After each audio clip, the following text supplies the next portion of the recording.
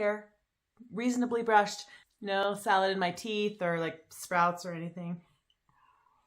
If you don't get anything from what I say, that's fine. But if one thing that I say helps you a little bit, gives you a shift in perspective, or gives you just an added inspiration, that's what I'm going for. That's what I want for you. All right? So that being said, we are going to talk about self-care today. You're either going to love it or you're going to hate it.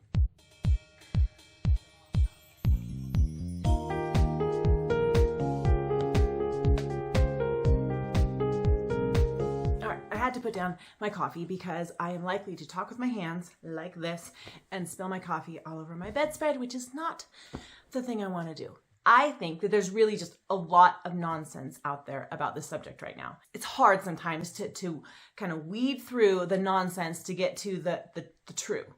I hope you don't mind if I'm honest with you. I like to talk to my friends with honesty. It doesn't mean you have to think the same way as I do. So please, let us just have a chat. I want to know what you're thinking along these lines. I want to know what you do for self-care. I want to know how you think about it, how you feel. In simple definitions, self-care is just doing something that is really healthy for you, that is good for you. These are going to be the same for us. They're going to be nutrition and hydration and exercise and sleep. Those things are going to be the same for us. Those are just primary self-care. Then we drift over into what is healthy and nourishing for specific personalities. And those are going to be different. If your personality is different than mine, our self-care definition is going to start taking different paths at this point. Some need time alone, some need time with friends. But now we get into some gray water, gray, murky water. It is when the idea of self-care becomes everything that is senseless or even selfish or even stupid, and everything gets put in this self-care box or self-care bundle. That is what I have a problem with. Let me introduce myself. I'm Danielle. This is my channel. Welcome. I have 7 kids. I homeschool, and I love talking about real issues, real mom issues, real life issues, and I love to encourage other moms out there. So people will say to me as a mom, make sure you're doing your self-care, make sure you're taking care of yourself. If mama ain't happy, ain't nobody happy. Have you heard that? Well, that's power. You aren't getting your needs met, and then you aren't going to be happy. And then you're going to take it a step further, and you are going to make everyone around you unhappy. I don't like that because I think that goes contrary to everything that is mom strong and everything that is purposeful in our lives as moms. So I'm just going to make a statement, all right? Don't get mad at me. If self-care makes you selfish, it is not self-care. Because selfish people are not happy. And if you are engaging in true self-care, then you are going to be happier. All that being said, I believe in self-care in the sense that I believe that you should be doing things that are nourishing to you, that are good for you, that are healthy for you. I also am always endeavoring to find the things in everyday life that are nourishing for me as a mom. Here are my tips. First one is have an oasis. I have 7 kids.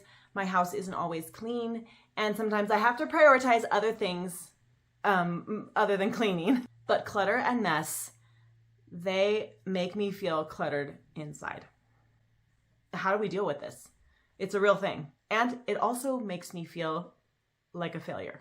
Now, isn't that weird? I want to talk about that sometime. That jump to failure that moms always seem to make. My house is a mess. Failure. I failed in that area. It's so silly.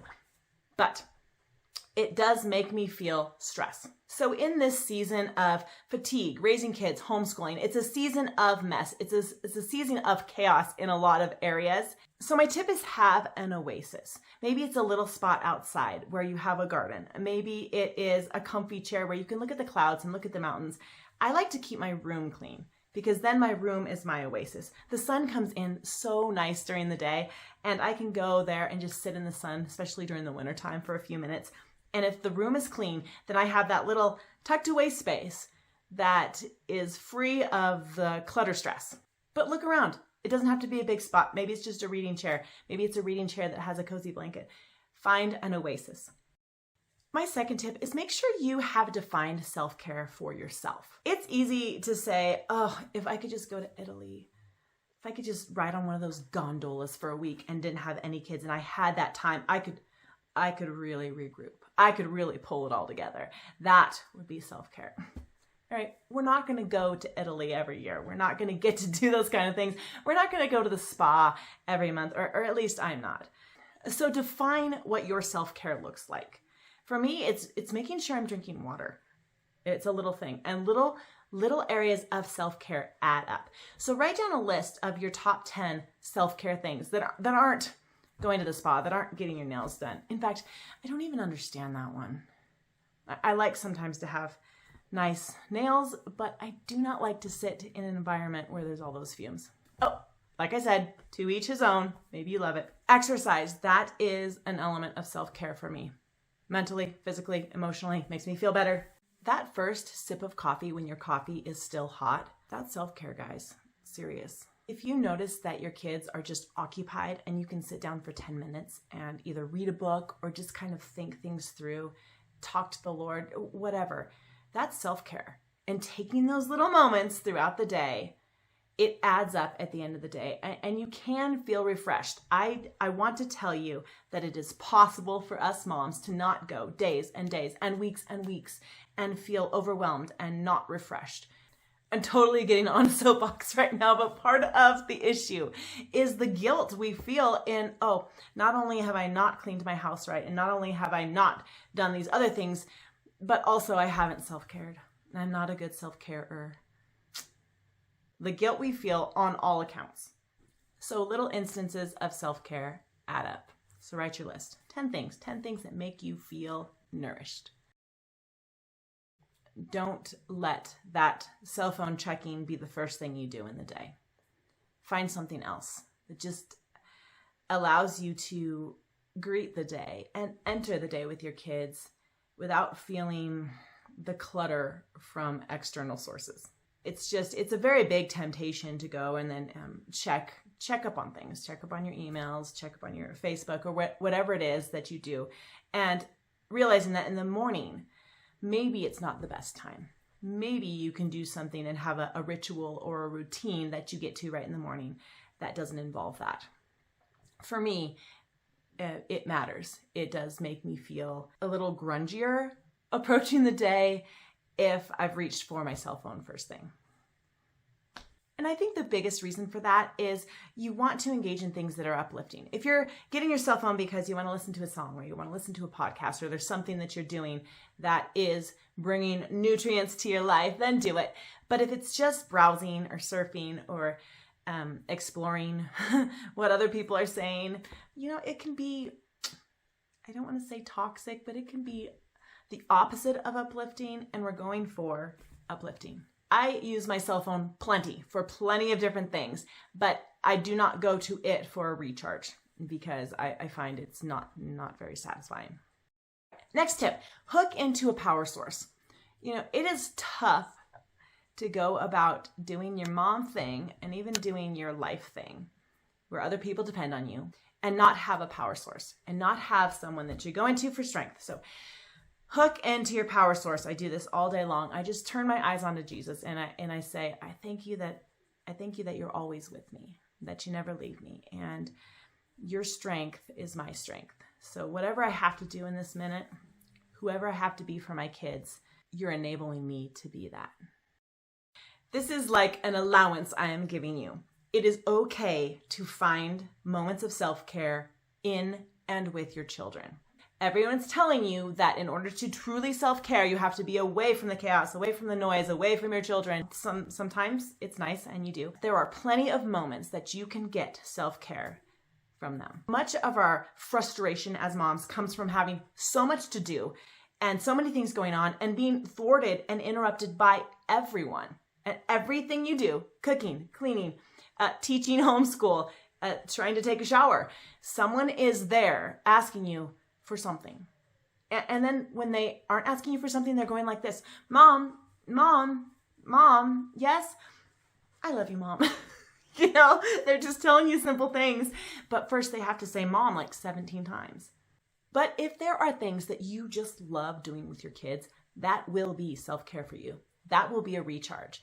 I personally love to read to my children.